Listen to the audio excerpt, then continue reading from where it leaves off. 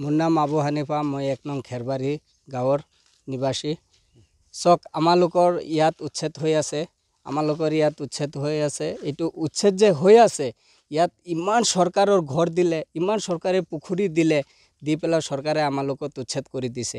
এতিয়া যে আমালোকৰ ঘৰ বাৰী ভাঙি দিছে, তো আমালোকৰ ল'ৰা ছোৱালী লৈ পেলাই এতিয়া আমালোকে ক'ত যাম আৰু স্কুল যে সব ভাঙি দিছে। এতিয়া আমালোকৰ ল'ৰা ছোৱালীকেইটা আমি ক'ত পঢ়াম, ক'ত কি কৰিম? ইয়াতে আমালোকে জন্ম হৈছোঁ, জন্ম হৈ পেলাই এতিয়া আমালোকৰ ল'ৰা ছোৱালী বিয়া দিবলৈ সময় হৈ গ'ল। সেইটো সময়ত আমালোকক তেনেকৈ উচ্ছেদ কৰা হৈ গ'ল। কওকচোন আমালোকে ক'ত যাম? মোৰ নাম মইনুল আলী হয়, মই খেৰবাৰী গাঁৱৰ ল'ৰা। মই এটা কথা ক'ব বিচাৰি আছোঁ আমাৰ হিমন্ত মুখ্য ডাঙৰীয়াক, কি যে এইটো বনাঞ্চল যে উৰিয়ামগড়ৰ পৰা পূৰা বনাঞ্চল যদি এৰিয়াটো উচ্ছেদ কৰিব হ'লে চবকে উচ্ছেদ কৰিব লাগে। ইয়াত হিন্দু মুছলিম খালি মুছলিম মিয়াকেইটাক যে উচ্ছেদ কৰি আছে, এইটো কি ঠিক হৈছে নেকি? এইটো আমাৰ হিমন্ত বিশ্ব শৰ্মা ডাঙৰীয়াক মই এইটো কথাটো সুধিছোঁ।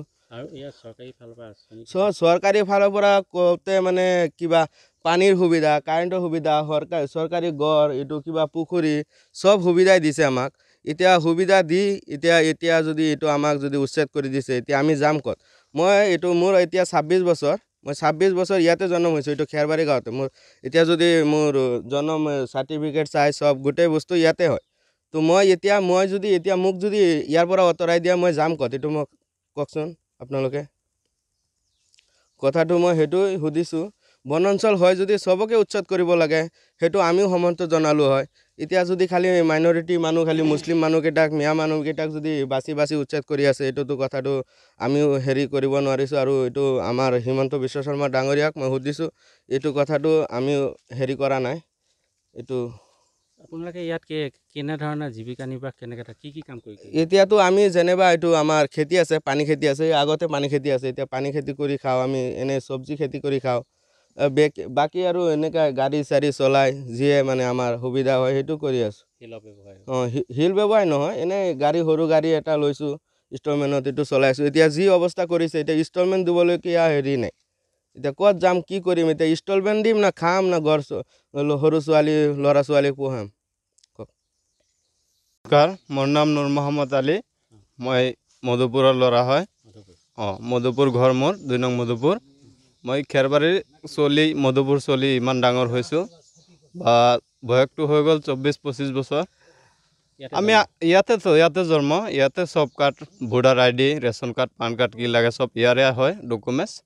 আমাৰ মুখ্যমন্ত্ৰী ডাঙৰীয়াই বহুত সুবিধা দিলে আমাক, সৰুৰ পৰা সুবিধা দি পেলাই চব সুবিধা পালোঁ, নোপোৱা নহয়। সুবিধা পালোঁ, সুবিধা পাই পেলাই আজি আমাৰ এইবোৰ এৰি থৈ যাব লগা হৈ গ'ল। কেলেনো আমাৰ মুখ্যমন্ত্ৰী ডাঙৰীয়াই কি কৰিলে, সেনেকুৱা কি কৰিলে আমি ক'ব নোৱাৰিলোঁ। আজি আমাৰ ল'ৰা ছোৱালী, ইমান সৰু কেঁচুৱা ল'ৰা ছোৱালী লৈ জংঘলত মুকলি আকাশৰ তলত পেলাই দিয়া হ'ল আমাক। কেলে নাজানো, এইবিলাক কৰাটো মানে চব কৰিব লাগিছিলে, কিন্তু আমাক অকলে কৰাটো নাজানো কিভাৱে কি কৰিলে, এইখিনি ক'লোঁ।